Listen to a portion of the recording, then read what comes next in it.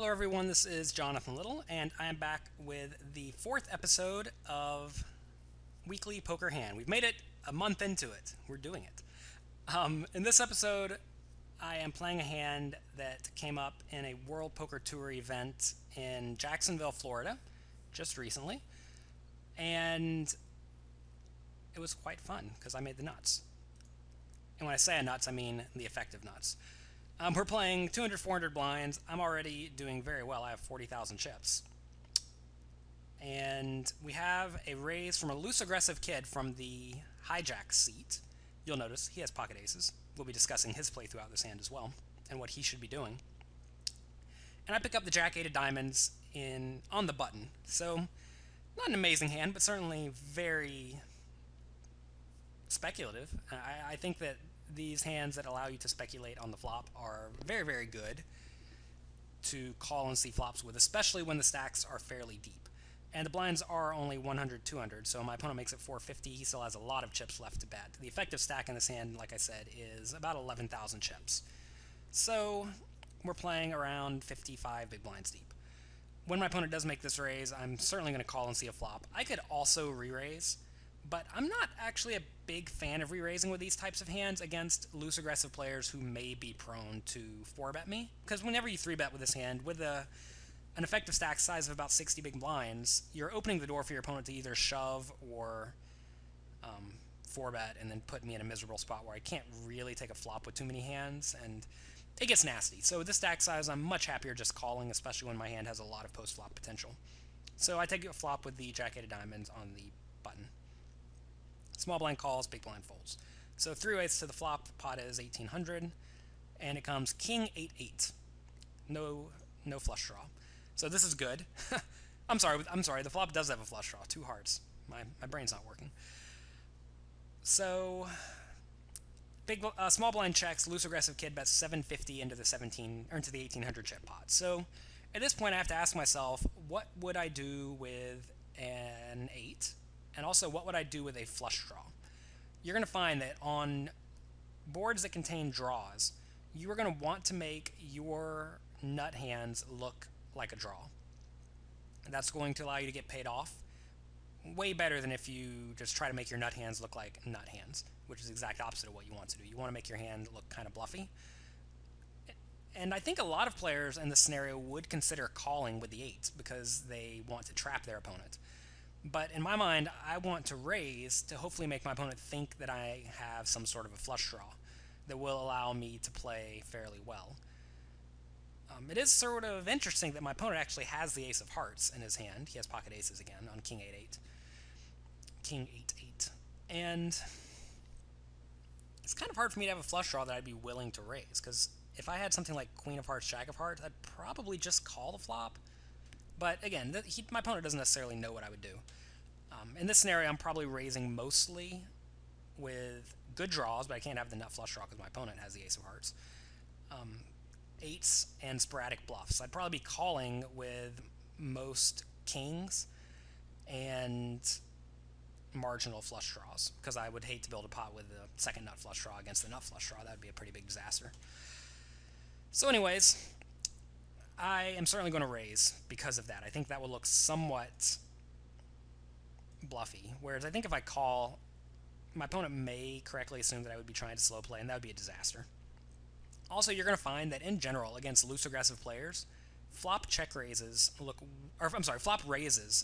way weaker than turn raises and river raises. Those raises usually scream strength way more than a flop raise.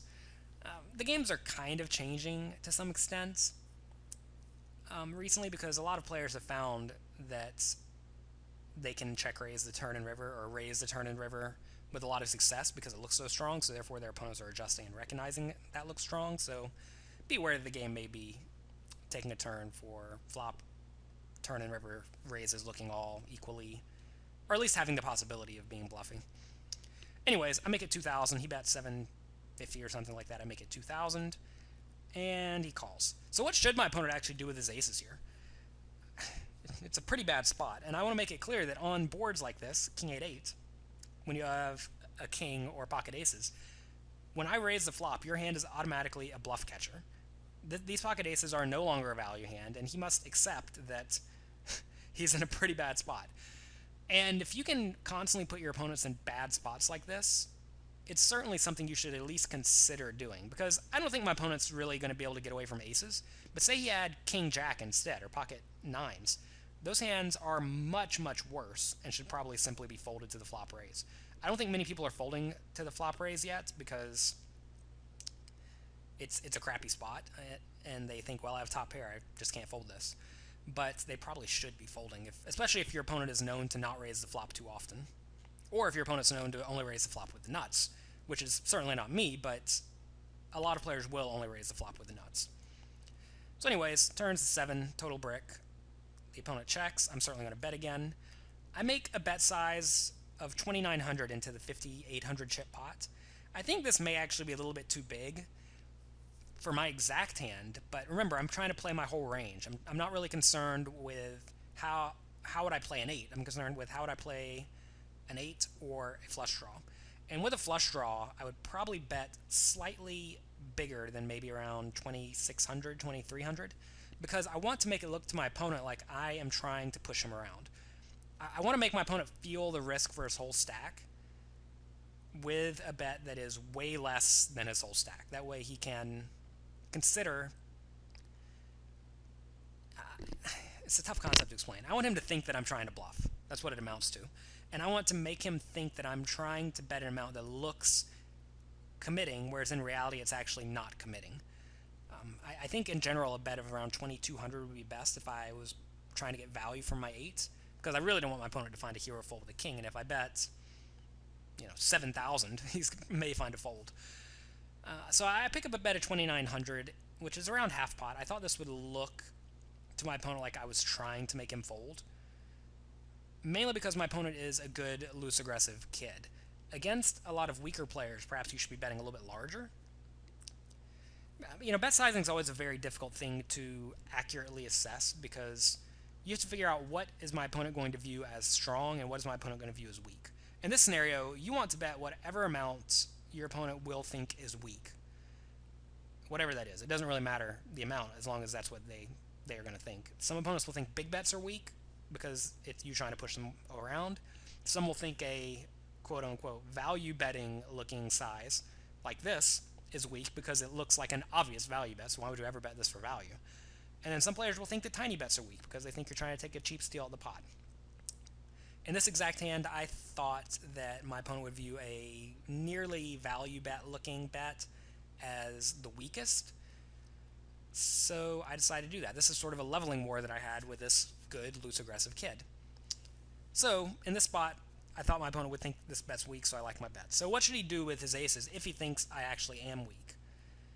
I think the answer is he should probably still call and then fold on a flush card river, as gross as that is, and check call down on a non-flush draw river.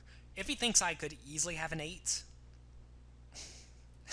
it's a nasty spot. I mean, I'm not going to say you should fold, but it certainly is a bad situation. It's also very relevant if I'm raising with kings on the flop. If he thinks that I would always raise with a king on the flop, then I think he's very handcuffed in this hand. He just has to call down. But I think if he thinks I'm only raising with very premium hands and flush draws, I could conceivably see getting away from this on this board. For any of those listeners out here, viewers out there who do not know me, I'm not known for making big folds. I'm extraordinarily prone to calling, because most good opponents usually have some bluffs in their range. Of course, that's not the case if your opponents are weak and passive, and I'm not weak and passive, and my opponent's not weak and passive in this hand, and that creates a weird dynamic to where I don't think he should really be folding his aces. But if he had king queen, or possibly even ace king or king jack, even though those hands are very similar, I think he needs to find a fold. And seeing him stack off with aces makes me think he'll probably stack off with all the kings. And assuming he stacks off, it means I think I played it pretty well. At least I picked a size that did not allow him to get off the hook. You really don't want to bet a size that allows your opponent to get off the hook. Interestingly enough, he shoved. I really don't like shoving because that allows me to play perfectly. Of course, it's going to protect against random flush draws. If I happen to have a flush draw, I think I would need to fold at this point. But flush draws are not my whole range. I definitely have eights in my range as well. And when I have an eight, I'm going to snap you off and you're going to be dead. And when I have a flush draw, I'm going to fold a hand that only had 20% equity anyways, which is not that big of a deal. So he gets an N, drawing almost dead, and I win. So that's fantastic. It's always nice to get a nice chip stack right off the bat. I don't really think I should have played the hand differently in any way.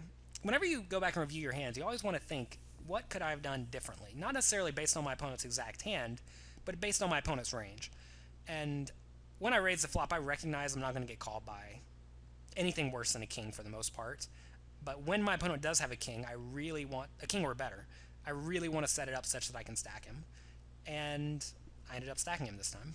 So that worked out nicely.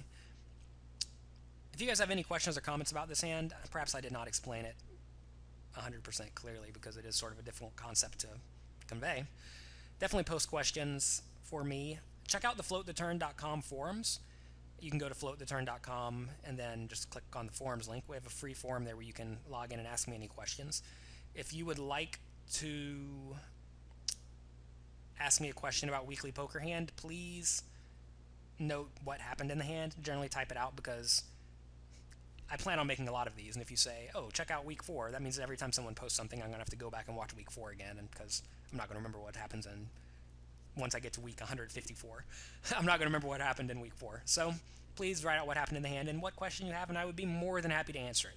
There's actually an Ask Jonathan forum there, and you can click that, post your question, and I will answer it as soon as I see it. And also, while you're at floattheturn.com, check out the training videos. It's only $10 a month to sign up. You can get lots of training videos. I get on there every month and do a webinar where you guys can ask me any questions you may have. And also a few of the other coaches present as well. So check it out. I think it's definitely a very good bang for your buck if you do not have much money at all to spend on poker training. So thank you very much for watching. And again, remember to ask questions. This has been Jonathan Little for Weekly Poker Hand.